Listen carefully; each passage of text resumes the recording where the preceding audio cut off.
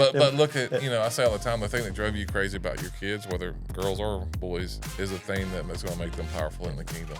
Think about that. The thing that made them annoying a little bit when they were kids is the thing that's going to make them powerful. And the devil wants you to squash it when they're little so they don't get to use it when they're older. That's a word for another podcast.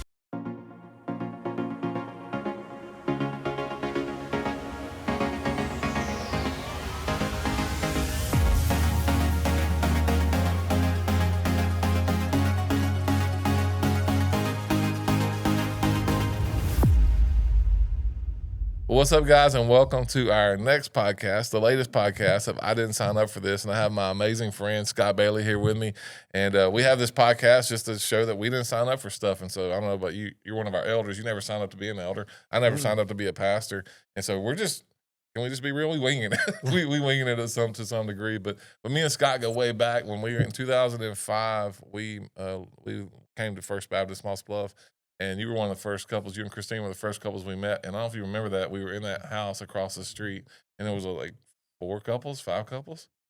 It was us, and who else was in there? The Coolies. Really? Yeah. You're going to put me on the spot like this and ask me who was in our Sunday school class 20 years ago. You don't remember that? I can't remember stuff from last week. So anyway, they had about 5 couples. From 20 years ago. But let me tell you what happened. Gil Broussard found us wandering in the halls, and this dude walked us, because that was the first time I had that class. We walked around the whole campus, the entire campus. We walked around and trying to find y'all. Finally found y'all, and so we just became close friends. And one of the things that y'all did, Kai was sick. He was probably, 8 months old, and you guys brought Popeyes to our house. And I thought, I'm gonna tell you, I'll never forget that. And that was the church being the church. And so that was our small group. That was our Sunday school class. And so we go way back to the early 2000s. You've been in, how long were y'all at First Baptist? Your whole life? Yeah, I was there for 36 years. Holy moly. Yeah. But you were at Westwood before that, or your dad was.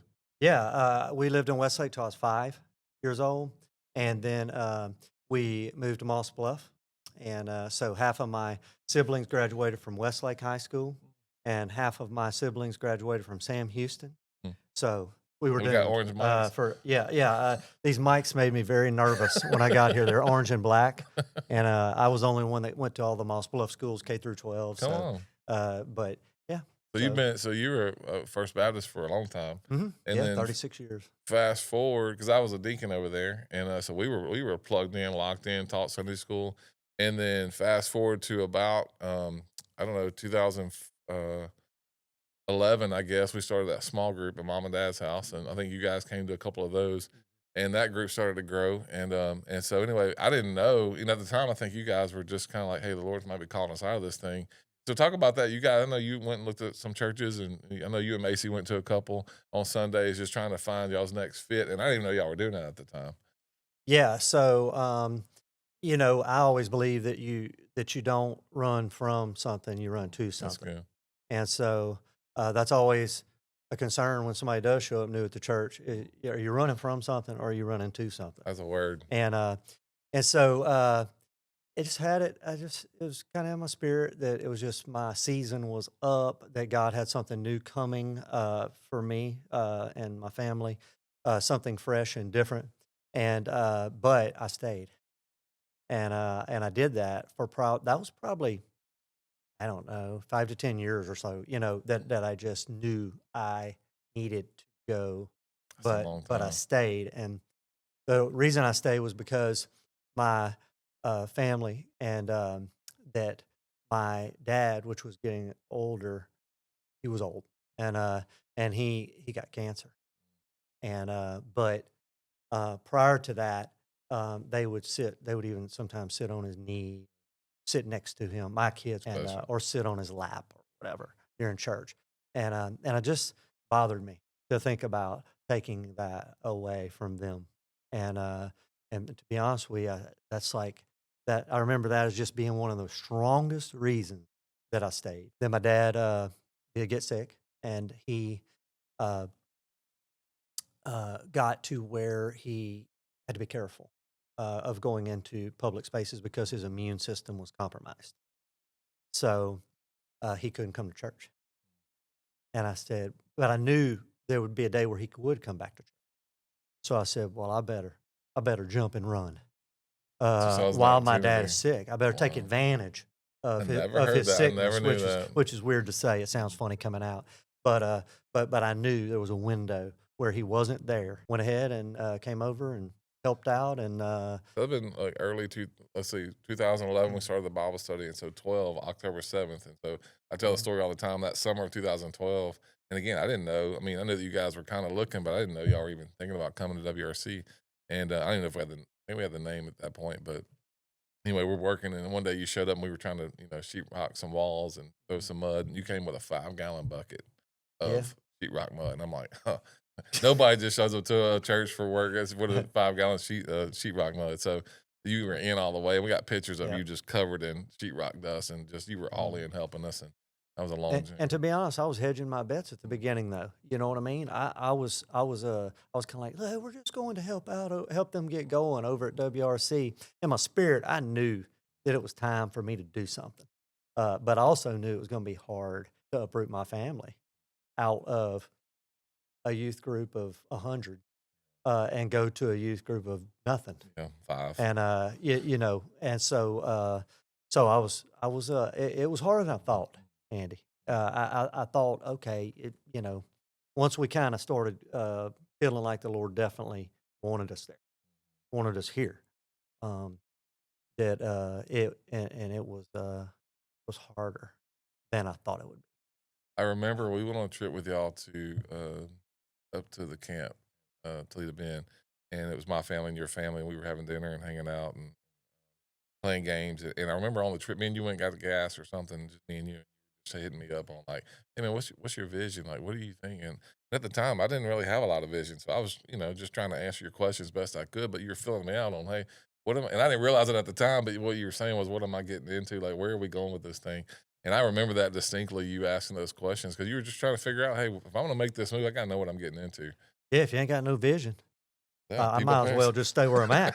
You know what I mean? And Yeah. so I was probably I don't remember that distinct conversation, but I was probably just saying, does this guy have any vision? Yeah. Does he have a vision that God has given him for at least a direction for the future? And And at the evidently, time, you gave a good well, answer. But well, at the time, it was just we were just digging in the word and finding. I mean, we really were. It was just like we were getting truth that to be honest with you, I was being revealed. The Lord was revealing things to me that I thought God added it in the scripture the night before because it wasn't there yesterday. So that was kind of our foundation. So we get started. So you guys came over. So October 7th, 2012 is when we got going, and so we had the shopping center. If you don't, I don't know if you remember this, but we looked at Kathy Kirk, I think now, or yeah, I think the that's dance place. yeah, Mhm. right there by telephone. And so that's where we actually that's the first place we looked. So Dad and I think Johnny showed up and you came over and we looked at it and you just looked around and you were just like, "Think gonna be big enough." And I'm thinking, hey, it's bigger than a living room. I mean, that's what I was shooting for. It's bigger than mom and dad's living room. And you just I could see the skepticism on your face at how big it was. And parking, was there Mhm. 15 parking spots over there? Yeah, So yeah, we're looking at the price, and at the time, we just didn't have any money, so we're also looking, okay, what's it going to cost? That was a factor, and you said, hey, I don't know if you remember this, but you're like, hey, Pat has a place over here by the bridge. I pass that place every day, and never saw it. I didn't know what you were talking about, so we made an appointment, got over there, and the rest is history. Got over there and found the right place, and yeah. we shared some of that in the podcast with Scott Davis, how we kind of renovated and grew out from there, but and then Big Dan was a big part of that Yeah. because we had that parking spot. Because I don't know what we'd do without the parking we had over there. And I think back on that location, and we were eventually able to lease the. I remember the flooring place was across the breezeway. It has awesome breezeway, and then the gate and the beautiful oak tree Fireplace. back there, and I mean, Pat and them were doing wine tastings, all these foo bougie things over there, and so it was really cool. Mhm. It had a really cool vibe, had a cool environment, and we were able to eventually get that flooring store. We prayed for them to be blessed enough Yeah, to need to grow and get a bigger space in Jesus' name. that's right. And They got their that's own what deal. happened. That's Yeah. what happened. And so we ended up getting that space, both spaces on each side of the breezeway, and then that cool breezeway with that oak tree in the back. And of course, we've had a wedding out there, and had I look back on that space, and it kind of that's kind of us, kind of how we roll. If you look back and Yeah. you think our Our personality of our DNA. church is we're like we love to mingle and we love to fellowship and you have to kick people out of here after on Sundays you have to like kick people out of here, and that Start flickering the breezeway, lights. I don't know, it's just like it's like that breezeway was a foreshadowing, or it cultivated, it helped us cultivate that culture that we Yeah. have now there. And it was outside. It was outside, so you didn't have to go into a building. You could see through the gate what you were walking into, and it really took some guards down for Um, people. yeah, I mean, it's really who we are now. You can see that was part of the cultivation of that, the creation of the culture that we have. That's part of it.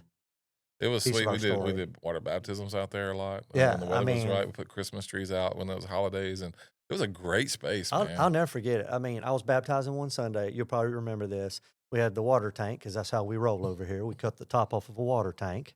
Okay, we ain't bougie, and and so we were baptizing, and and we had 9 people we were supposed to baptize that day, and we baptized 19 people that day. We had 10 impromptu baptisms, except we didn't have the blue shirts and the extra clothes and the extra towels and things that we provide now. Okay. We were baptizing people in a dress. I mean, I literally had a cowboy had to take his hat off and take his boots off to get baptized, you know. So I look back on those are fond memories in Yeah. that breezeway. Oh yeah. And we were just jammed in there like Oh. sardines. And I don't know, it was just We had to start special. getting your You know, speaker system out so that people and could hear what we were saying because they were coming yeah, so deep. yeah. It was awesome, You man. think like Acts Yeah, 2 or what something, it you know, felt where like. like it was just wild. You know, they didn't have like $10 million churches. You know, you just have to look back and just kind of think that What it that felt must have like. been how Acts 2, that it was just they were just out Mm, under a tree, you know, or just went out to the river and mm. baptized, and you know, and it kind of had that feeling. It was awesome. And that same Sunday, it might have been a different one, I can't remember, but you were baptized and somebody was impromptu, got saved in the service, wanted to get baptized that Sunday, and they didn't have shorts. So you gave Mm. them your swim Yeah. trunks. And then you baptized somebody in your jeans. I don't know if you remember that, but you went home Okay. soaking All right. wet in jeans Yeah. because you Yeah. gave somebody your shorts, which was Bringing back amazing. memories. Yeah, yeah. Yeah. And that's something else. It's part of our culture. And look, there's nothing wrong with how other people do it, but part of our culture too is getting in the water with them. We just had water baptism this Sunday, dude. It is.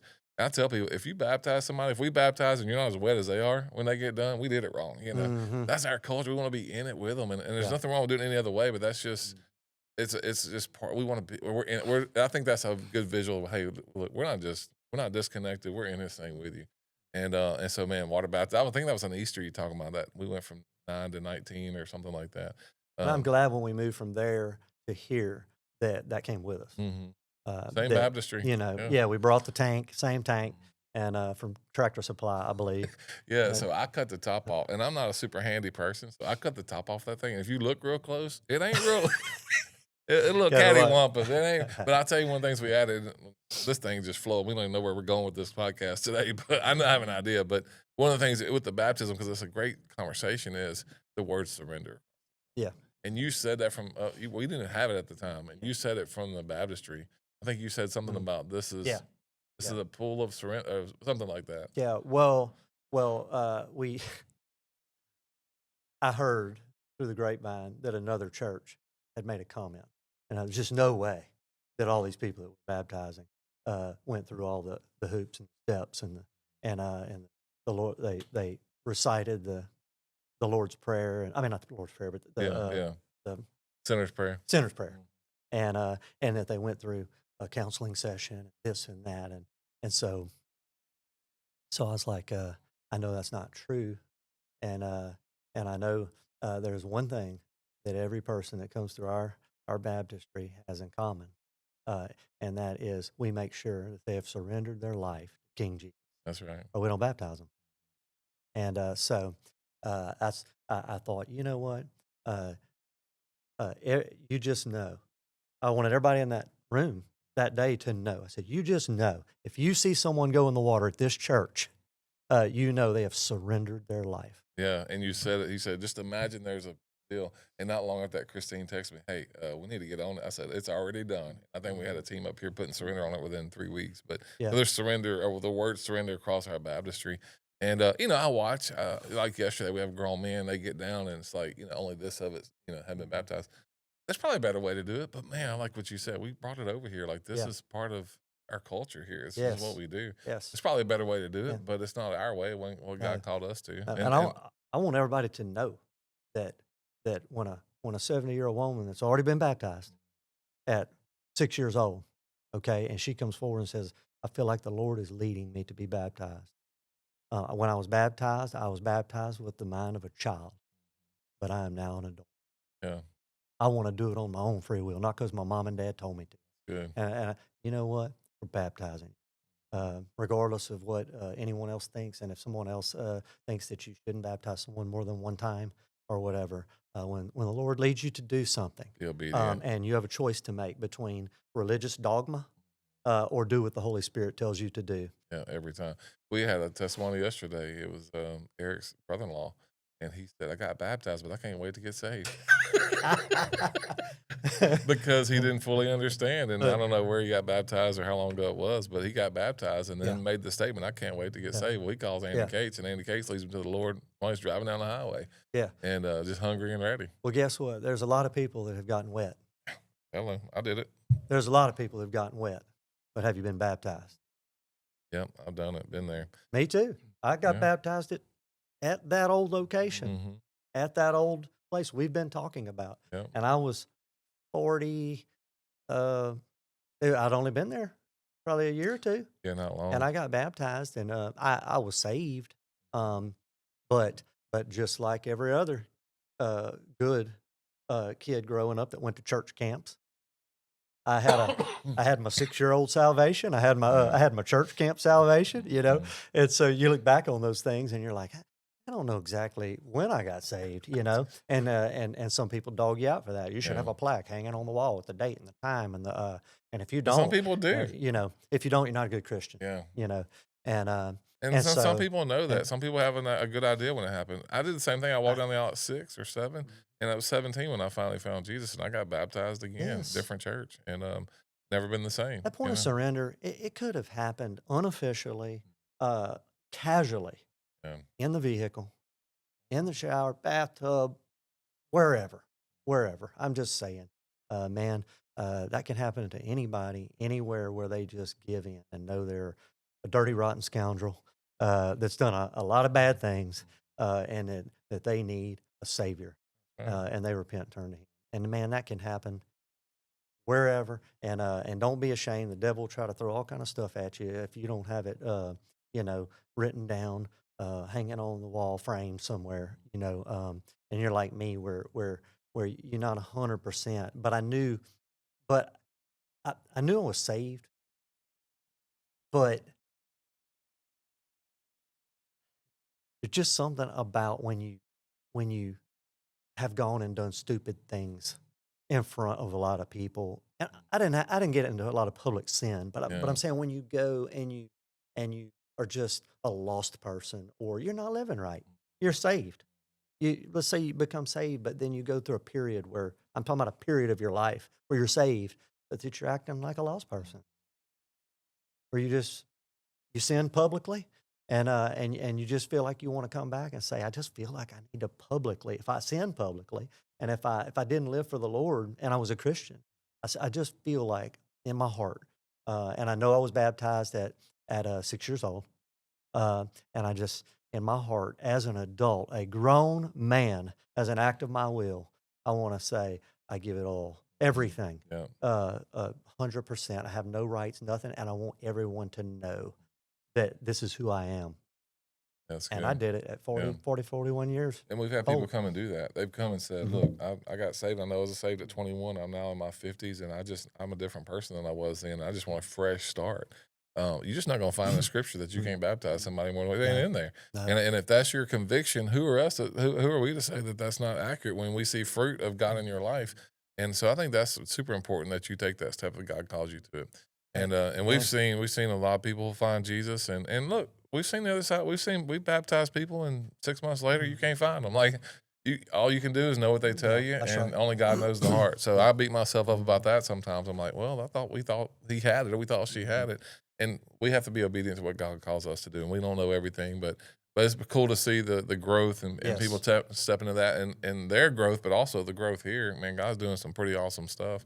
and we outgrew that space over there. Yeah, And right. you have a little different perspective because I think probably for the last I kind of waited to look at where we're going to put the next person, and you were already looking. Like, you text me, hey, there's this land over here. We've looked at land that wasn't even for sale. That's expensive, by the way. When you start looking at land that ain't for sale. So talk about just some of the places that we've looked at and considered where Rouse's is. We looked at that. A lot of places. What are some of the places that kind of intrigued you that you thought, man, this could be the place? Well, I mean, there's properties all over, and I looked at probably pretty much all of them. But as far as buildings go, that's the downside of being in a community like Moss Bluff, which is not as old as, say, Sulphur or Westlake or Lake Charles, where the towns are old. And so there's a lot of buildings. Yeah. And there's a lot of maybe a grocery store location or, uh, you know, just older buildings that have been there for a while. Everything in Moss Bluff's pretty much 40 years old or That's true. newer. Yeah. And so there's just not those old places that you can go in and remodel and snatch up. And so it makes it tough searching for something out here. Yeah. Looked at the little Walmart. I don't know if all of y'all those of you that have been in Moss Bluff for a while, the little Walmart, Mm-hmm. and it's got a Tractor Supply in it, and then it had a Dollar Tree next to that, and then the little fun Yeah. zone, Little putt little mini place. golf thing Yeah. there, and those things like that are out there, but you just go through all the list of okay, parking, okay, is it big enough? Just the different Accessibility, all the yeah. different ingress and egress, and you go through this list in your mind of all the things that it needs to have in order to work for you. And our old place, ingress and egress, was bad, man. Bathrooms, hey, terrible. bathrooms. Oh, yeah. It was terrible. We had like a bathroom, Yeah, we had 300. Not one for men, one for women. We had one. Yeah. And then when we got the flooring store, we picked up a bathroom. So, that's right. I mean, these things had to be taken into consideration. Mm-hmm. But that place was hard to get in and out of, and it didn't have enough toilets. Yeah, that's right. And you'd see guys randomly coming out of the woods. So you take all all those with you when you go look at something, and you're like, how many toilets does it have? Yeah. And how many parking spaces does it have? My son-in-law and my daughter, they're on staff at their church in Nowata, Oklahoma, which is up north of Tulsa. And I go over there, we go visit. Man, they have a gym, and it's an older building, but they have a nice gym and basketball court. And man, you know what I was most envious of? Their bathroom, where they had 2 urinals and 2 stalls. And I was like, boy, they live in large over here. Bathrooms are a blessing. Ooh, huge. We never huge. realized that before we were bathroom poor. Bathroom po. Yeah. Yeah, now we have enough. And there's That's never a why line everybody for the walks guys. around so happy over here. You think it's the Holy Spirit, but it's because we got a place to use the bathroom. I said that in the last podcast. Joy. Like people want to hang out and visit, but they couldn't. They had to roll. They had too much coffee. Yeah, that's true. Yeah. That's true. So those all these factors, and you mentioned ingress and egress. It was terrible over there, man. Dangerous. We couldn't have 6 p.m. meetings during the week. The Lord's protection had to be on us to get in and out of that place. Oh, my parents would have to pass the church, go down to the red light, turn around and come back and turn right. It was terrible. Absolutely terrible. So out here, you're super limited. So whenever the skating rink, when you pass it, it is 20,000 square foot. It is red iron structure, free span, no poles inside. Come on, talk to me. That little space that we looked at had 2 poles in it. I don't remember that. So every time I drive past it, I'm like, man, that could be a church if it just wasn't such a big heap of junk. Big pile of trash. If it just wasn't a burning dumpster fire, And so, and others, Brian Hollingsworth said the same thing. He's like, that thing's just a piece of trash. And so, and it was, and it really was. But then a hurricane happened, and I think it was Hurricane Rita. That's right. And the owner got some insurance proceeds, and he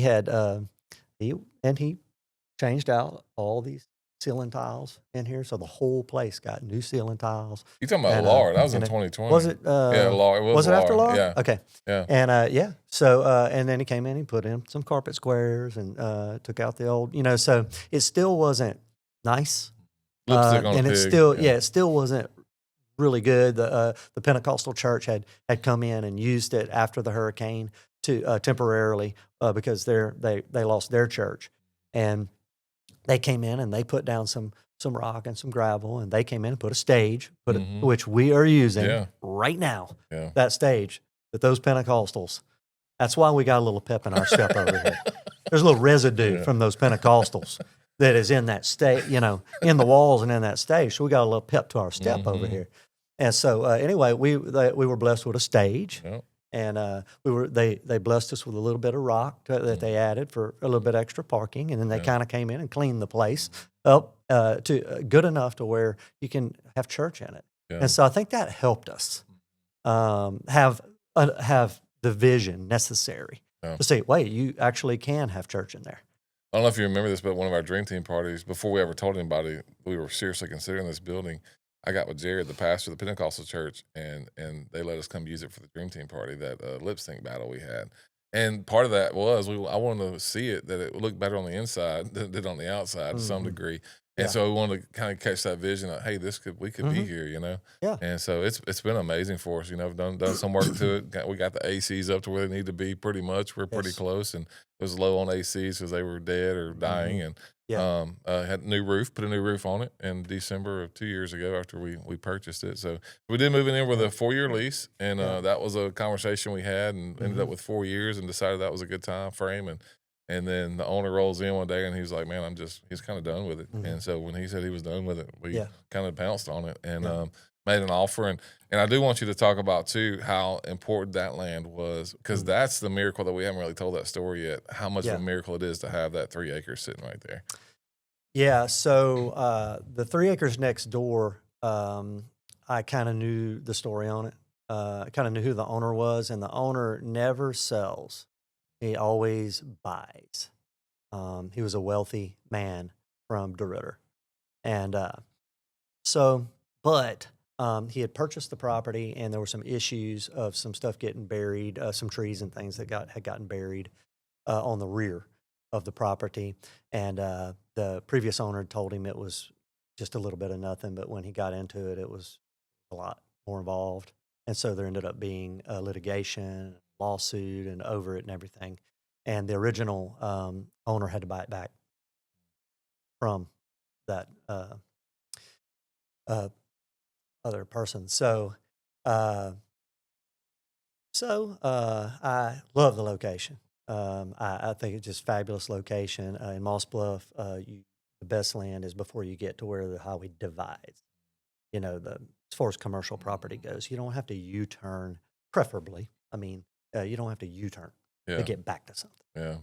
It has turning lanes all in front of it, high traffic count, town spreading that way, and including South Bow areas growing as well. And so you just take all these factors into consideration. I said, I think I'd like to own that. And so I bought it. And so I just bought it, and I really didn't have any plans for it or anything, and just bought it. And that was before we bought this. So anyway, I was just like, if we can get that skating rink, and man, I'll sell the church, the property for exactly what I have in it. I was able to help the church. It was huge. And for that to put with this, it allowed us to build the parking lot. It's twice as big on that side. And I knew we could just never, the skating rink will hold max, the worship center ever that you'll put in here is probably going to be around 500 seats. And so I knew that that parking lot would not accommodate 500 people. Per service. It just is what it is. You're just not ever going to be able to fill the place up. And so unless you owned adjacent property. Yeah.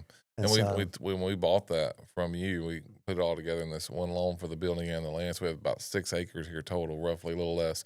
And when we bought that, we began to start, working on it and add some parking, add a little more parking. And we'll show you a picture of what it looked like before with just all grass. And it's hard to even believe that we ever had church here without that lot. To be honest with you, I can't. It's hard to believe because it's so needed. And like you said, 2/3 of our people are parking over there right now on Sunday mornings. And so, without that land, we would be stuck, completely stuck. and we have Yeah. some access to the back and stuff, but it wouldn't. This was like frontage. I mean, it's got entrance and exit out to it, and Yes. so it's Yeah. amazing.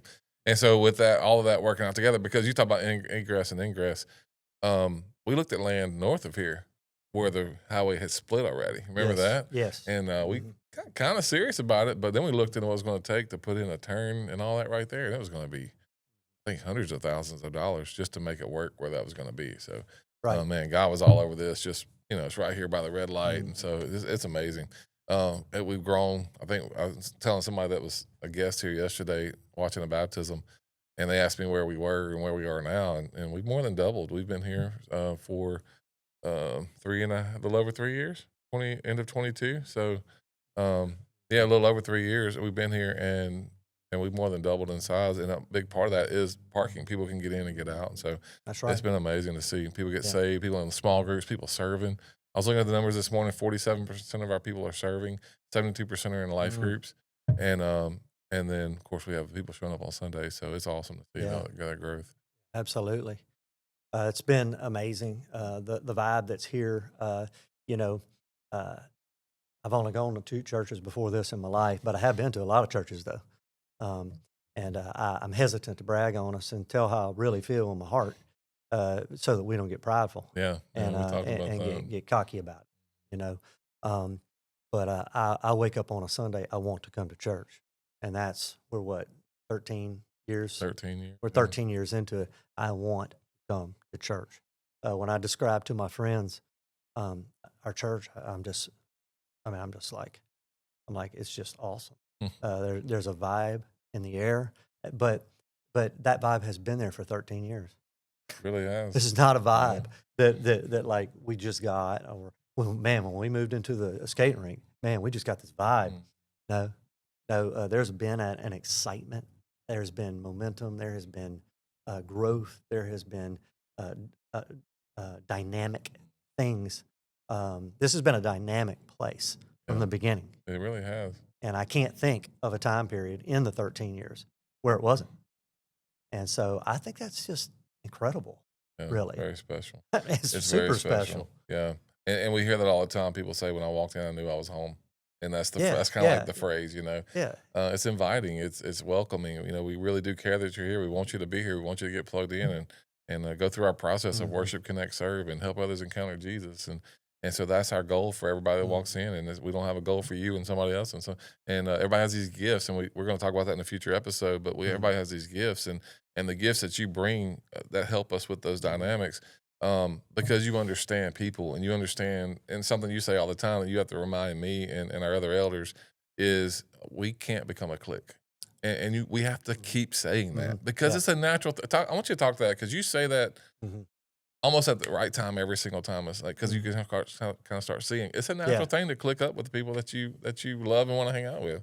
Yeah, I think we do a lot of things right here, and um, but I think that if we were to plant a camera on us when it comes to greet time or something like that, you would still be surprised how often that I might turn during greet time to shake hands with you, uh, or Anton, or Eric, or whoever that's next to me, and because I want to, Hmm. because I love y'all, and because we're close, and there is a visitor sitting right behind me, Yeah, and that happens.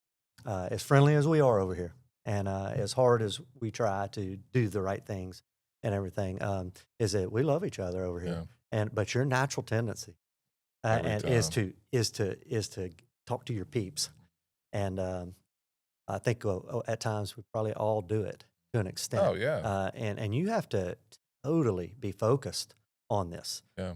Um, You have you to. it's we leak. You Hmm. know, Vision your dad leaks. always talk Yeah. about yeah, we leak, Mhm. and so we're focused on it. We're mindful of it, and then 3 months later, that we're back doing it again. And so yeah, Lord has blessed me with just uh, a couple of just odd things, and one of them is I always have the eyes of a visitor. It's weird. I just do, and I don't come in and get comfortable. I probably do to an extent that I'm unaware of, Right. but but I always have the eyes of a visitor, to an extent. I mean, every Sunday I walk in here. What's a visitor seat? That's What does so this look like huge. to a newcomer? Yeah. Who's standing out? Who's sitting over by themselves? Is anyone talking to them? I'm looking for that. I'm paying attention to Yeah, that's huge. We have to have that. We have to have somebody remind it because you can get and ruts are good to some degree. Like sometimes it gets you it gets you down the road. But when we stay in those ruts and we don't come out of them, I mean, we end up being the church that we never wanted to be. And it's just we're just always we talk about tweaking it. We're just one of the phrases that we got from Craig Rochelle was we're going to date the model and marry the mission. And the mission is helping others encounter Jesus. And the model could shift. It could change. The life groups could change. Yes. The way we do Yes. worship, even the way we share the word. Like we're going to teach the word and teach the truth, but how we do it could change.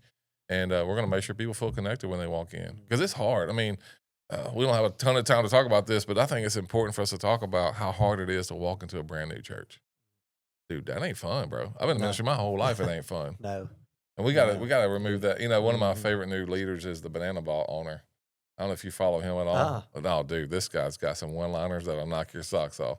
But he talked about removing the tension and the friction points any way that you can. And this dude could be making millions from ESPN, but he sends it to YouTube for free because he said we're going to be fan first no matter what. Even if it costs us money, we're going to be fan first. Yeah. Period. Yeah. And he said when their voicemail is it's not like hey leave a message on. It's like ba na na na na na. No, and they'll have people want to get put back on hold just to hear this. I mean, they're just crazy, man. The way they do their invoices are just like you can't wait to pay. We did this amazing, it's just like they build up it ain't just like hey, pay us our money. It's like hey, you won't believe. It's almost just building it up like hey, you won't believe the service we gave you, and we're so glad you're a part. And it's just like man, you're almost excited to get an invoice from them.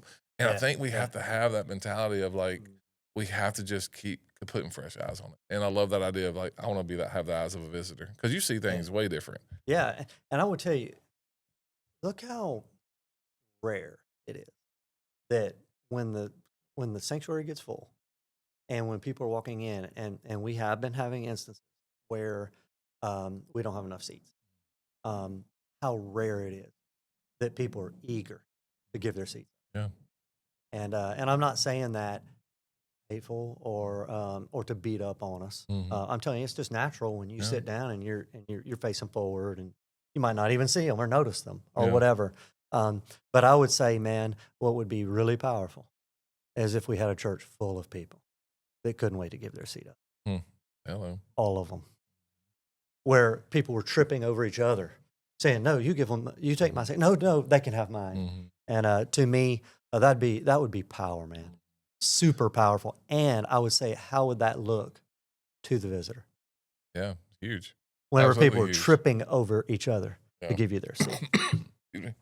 That's powerful. And, and sadly, we're going to have, if you're watching this, don't get offended by this, but you also have the people that come in and set their stuff up. They get here early and they put their stuff in their chair and they save their spot and then they go visit and then they come back and there's their seat saved. What if we didn't do that? What if we actually let those just be for whoever they want them to be? I used to tell people all the time, if you think you have a seat in here, you don't, because the youth move them around every Sunday night. So your chair ain't where it was last week. So you don't have your seat. You thought you had you a thought seat. you had a seat, but you don't. And so that's just our culture. Again, we have to work at it. It's a natural instinct just to go to the people, have an easy connection with you. So it's really easy for me to go to you, but rarely do I talk to you. I don't talk to Davis much. I don't talk to everyone. Like once things get cooking, I don't see any of our staff, any of our elders. I'm trying to connect with people I've never seen before. And there's more and more of them showing up. And it's pretty awesome to look out and not recognize, a third of the crowd that shows up because we're growing so much. And so it's friends and relatives and all these things happening. So, man, God's doing some awesome stuff. I'm so honored to have you on as an elder. You have so many gifts. And I share this with Davis in our podcast. I never bought a building before. Like I bought my house 20 years ago, but I ain't never bought a building before. I didn't know it went into all this. It's crazy what you go through to buy a building and have this kind of insurance and make sure you get this survey and you got, and I'm just they're saying words at some of this closing I ain't never heard before. And, Well, we leased it before we bought it. Yeah, that's true. And we leased it. The owner of this building, his son was a big time realtor in Austin. Yeah, Texas, still is, right? I think. In Austin. Yeah. He was over how many offices? Like 100? A lot, yeah. Okay. So we're dealing with one of the larger real estate guys in Texas. Okay. So you can imagine what it was like. negotiating this lease. It was It took 22 months. unreal. It took. I went And, back and looked at the first correspondence with me and him, and so I go with y'all to something. Y'all come back to me. I go to him, and I think I closed this deal. Well, that sounds pretty official, don't it? I closed this deal when I was on vacation with my family in Florida on the beach, and so I'm just slipping off, making phone calls, and you know, just little small stuff. And I'll never forget. I'm glad you brought that up because. You know, he was very he was honest, and he is an honest person, but he's a businessman, and I told him out front, this ain't me, seasoned. bro. Very seasoned, Shrewd. And so anyway, we finally got the deal done. I'll never forget it. I was leaving a lunch with you and Scott, and he calls me, and I was like, yeah, I think we're good to go, man. Let's lock it in. I said we're going to start in 6 weeks. He was like, you're not going to start in 2 because it was like middle of the month. I'm like, no, it's going to be 6 weeks. He was like, well, I have somebody ready to move in right now. I'm like, well, then you got to give it to him because, and now we had been negotiating for 22 months and I was about ready to let this thing go because I hadn't told the proper channels. You know, the only ones that knew were the elders and the staff. We hadn't told leaders. We hadn't told our legacy team. We hadn't told our team members. We definitely hadn't told the church yet. And I said, look, man, I can't just sign this thing and make it official. And I haven't told any layers of anybody. And so we're going to do 6 weeks. And so we ended up like negotiating 5 weeks out or something. So it was, he kind of gave a little bit, I gave a little bit, but he was ready to, I was like, look, give it to him because 22 months down the drain, but I can't, and we're going to do this the right way. That's how I felt. And man, I'll never forget when we got the lease and everybody's excited. We made the announcement. We moved over here. And then we decided to buy it, and we shared some of that story on one of the other podcasts. But we decided to buy it, and I remember I didn't sleep that night. I was going to tell the whole church the next morning. We had told Legacy and our teams, everybody was going to tell the whole church. And I mean, dude, look at this place. Like, this is not something most people get excited about buying, you know. And I love this building. It's got great bones, but I didn't know how people were going to react. I did not sleep a wink, man. Got up here. And I made the statement, hey, we bought the ring. I think some of them stood up, bro. Went crazy. Yeah. I still get chills. But we don't care. Our people don't care. You're onto something there, and I've thought about that many times. And that's what's cool about this place, is all the things that we're worried about. Like the floors are blue and scuffed up with the original scuff marks from some of you. And some of your blood is still in there. Some of you scuffed that floor up, and some of you got your name called over the intercom for being bad and doing stuff that you shouldn't be doing, acting a fool. And those marks are still there. And you painted over the graphic back there. I almost cried, but I took a picture of it in case your mom needs to reproduce it somewhere. But yeah, and so we're worried about these things, you know. We're worried about, man, what about this? It's just not it's not like professional, you know. And and when you talk to our people, what they tell you is, we love this place. We don't care. Right, they don't. And, they really don't care. So I think that's yeah, and that means you have a culture of grace that spills over, and that there's just, I don't know, there's just kind of like a lack of judgmentalness here that you do find sometimes. It's also a level of trust in the leadership, you know, just with our design that we have here, the way we make decisions. They have to trust us, and if they don't, it's not going to be a good relationship. So they trust us, and like I think they think that we have the best.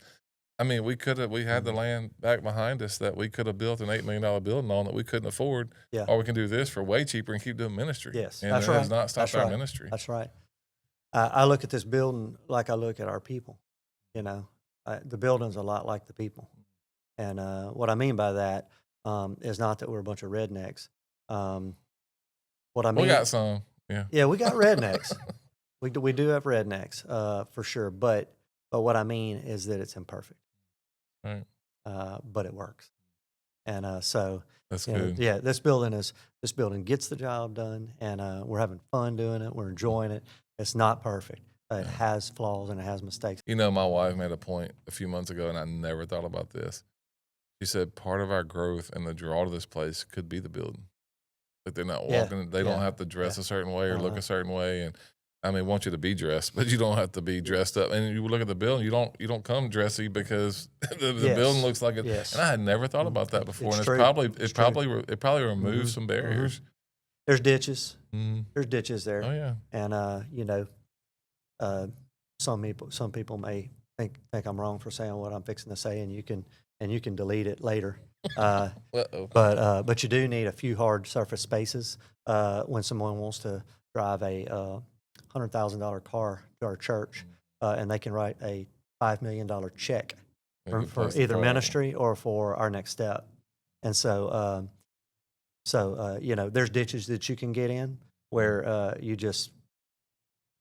it's completely not nice enough.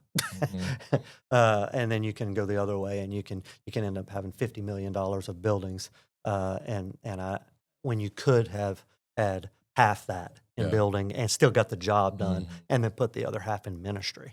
So I do think once again you can so I think that's important to say, because what I'm getting at here is our nursery. If you come look at it, everyone, it is nice. We have a nice nursery. And so I think it is important to let people know that. We're a little redneck. Yeah, we have worship in here on the blue rubber floors. But when you go into kids ministry, or you go into drop your kid off or whatever, that it's going to be nice. It is going to be clean. It is going to be professional and friendly people taking care of your kids. Yes. And no, we really take do. those things seriously. Safe, clean, and fun for our kids. Justin does a great job mixing the room, because the room isn't great for mixing sound, and so our ceilings aren't high enough to put an array of so we got there are definitely some lines or some boundaries of like, okay, where's the ditch at? How do we? And we're just constantly. We're constantly just staying in the middle of the road with everything, life groups and teams and the way we spend money, all those things. We're just always, hey, how much is too much, and bring it back over. So I'm excited, man. Guys doing some awesome stuff. We've had record growth in the last 2-3 years, and I just see it. I don't really see an end to that, man. Guys, just we got people coming with testimonies and more testimonies, and again, we're going to date the model and marry the mission, and the model is it's shifting. Whatever that looks like, but the mission is helping others encounter Jesus. So I'm excited about it. Man, appreciate you. Yeah. Hey, can I share? I do. If we have a couple of minutes, I feel like the Lord wants me to say something. Come on. Okay. When I came to WRC, I came because I knew I needed to go to something. Everything was big picture, just vague, just kind of general. I didn't know specifically how I would be used or whatever. And so it was unknown, and I went, and I ended up back where I was. I was on worship team and stuff, but I wasn't teaching or preaching or anything like that. And I have ended up doing those things at this church. But I want to say, when I arrived at WRC, and the teaching that you were teaching about strongholds, about spiritual strongholds, that what happened is I started thinking about strongholds in my life, and I knew that there was something that I could not explain, that I couldn't put into words, but I knew there was something holding me back. I could sense it. And maybe some of these people, when I say this, you know what I'm talking about, is there's just something, you feel like you've hit a ceiling, you've hit a limit, and you're not growing, and you haven't been growing for some time. And so we're preaching about these strongholds, and I started dealing with some of them. As you would preach on them topically and mention a stronghold or whatever, I would ponder it, and I would apply it, So there was a hunger and a desire to break through that ceiling, that thing that I was bumping up against. There was a desire to get through it. I didn't want to just be who I am forever. I want to be growing into I want to be taking next steps. Right. And so I finally, one day, I was just like, I don't know. I just can't explain it. I'm just limited in some way. There's something. And so I called my friend Troy Palermo up in Columbus, Ohio, which helped us launch our small groups. Yeah. And he's from here, graduated with him. And I said, Troy, man, I just feel like there's something holding me back. I don't know what it is. I can't put my finger on it. And I said, I get offended when people, don't talk to me or treat me like I think I should be treated, or that I think I should be taught. I get offended. I have an offense. And I just start describing these things. And finally, Troy, he said, well, the root of it is pride. Hello. He said that the root is pride. And when he said it, I felt like the biggest idiot ever. Because I was like, well, of course it's pride. That's obvious. but yet I couldn't see it. That's why I call pride the silent assassin. You preached on it. It was a great message. I call it the silent assassin. Literally I described to him every symptom of pride, but yet I could not connect the dots myself. I say all that to say that my journey of coming to WRC is that I am not the guy that came to WRC. Oh, word. I'm not who came to WRC. A different person came to WRC than the person that is sitting here right now. Powerful. I'm not perfect. I mess up. Every now and then I get prideful. I repent of it, and then tomorrow I wake up and I try to do it better. Yeah. And so I just felt like it was important. That was important to share right there. Yeah, that's good. Is it coming to WRC wasn't just I came and I used my talents and you recognize that I could preach and no, I came and I changed. I was changed from when I got here to now, and that's why I'm preaching. I'm preaching because pride and leadership don't go. I'm leading because pride and leadership don't go together. If I was as prideful as I was the day that I came here, I probably wouldn't be in leading because you would have seen it in me, and no, pride and leadership don't go together. And so, anyway, I just wanted to share that. It's a little part of my testimony, a little part of my story. I'm not the person that came to WRC. Well, and Scott preached a word on yesterday on unity, and dude, and I told you this. I said, "This is the best one you ever preached." You said, "You say that every time." It's true. You just keep getting better, and every time you get up there, people they connect with you, and you got just amazing delivery, and the truths are so they're simple but profound at the same time. Like the power of unity, you call it the secret sauce of the church. Yeah, and sadly, there's a lot of churches that don't have that, and there's some reasons for it. And you shared some of that yesterday, so. Man, proud of you. I look forward to hanging out. We have lunch, a couple times a month and talk through what we're doing with the building and where we're going as a church. And, and so it's awesome. And I tell people, I didn't sign up for this, but I'm having the time of my life. It's like I've never had so much fun in my life. I'm just where I'm at. And, obviously age is a part of that because I'm empty nesting and got grandkids. And, but where we are as a church, man, we're healthy and growing. And we know the devil's coming out. We know he's coming. We're not stupid. We're ready for that. But he's, But God's give us some amazing people with some amazing gifts. And every time I see somebody teaching growth track or stepping into leadership with a life group or grabbing a mic for the first time in our prayer mornings and just sharing a word, and just like, man. And I told Danny Morgan, we were walking, and I'll close with this thought. Danny Morgan and I were walking to the worship center, and I made a comment about you and Christian sharing some things you were preaching. He was sharing at the marriage conference. He said, this church has some talent. I said, Danny, every church has them, but you got to find them and release them. You got to release them. Yeah. And that's where I think God has really grown people because we give them, and they're going to make messes. We're not perfect. You're going to make mistakes.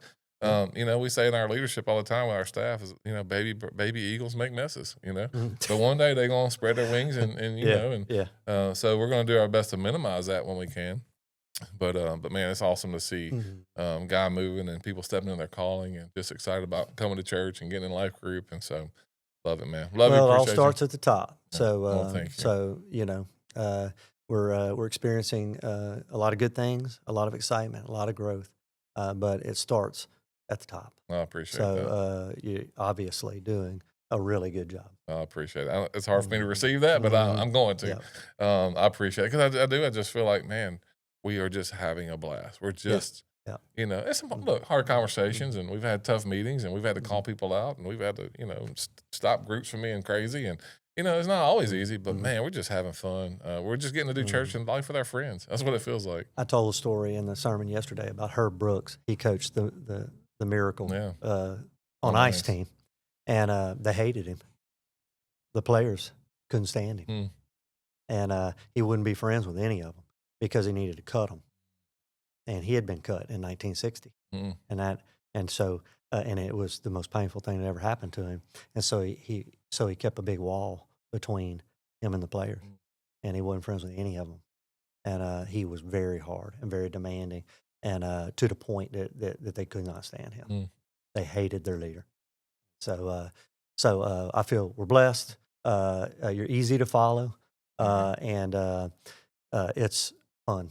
It is what fun. We're doing here. It's fun. We have our elder meeting, you and I and Scott Davis and Andy have lunch and just chat, and it should be illegal how much fun we have.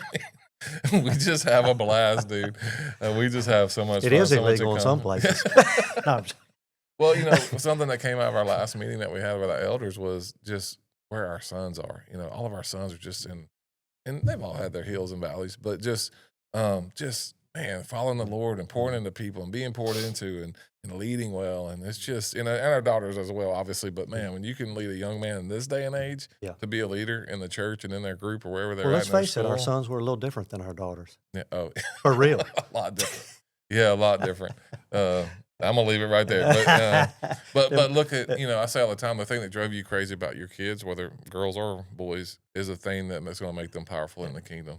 You know, think about that. The thing that made them annoying a little bit when they were kids is the thing that's going to make them powerful. And the devil wants you to squash it when they're little, so they don't get to use it when they're older.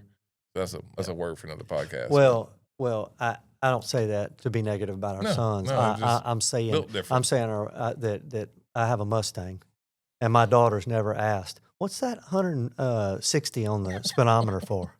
Does it go 160?" My girls never asked that question. Drew did. Oh yeah, yeah. What's that number on there? Yeah. Like, what's that there for? Does it actually do that?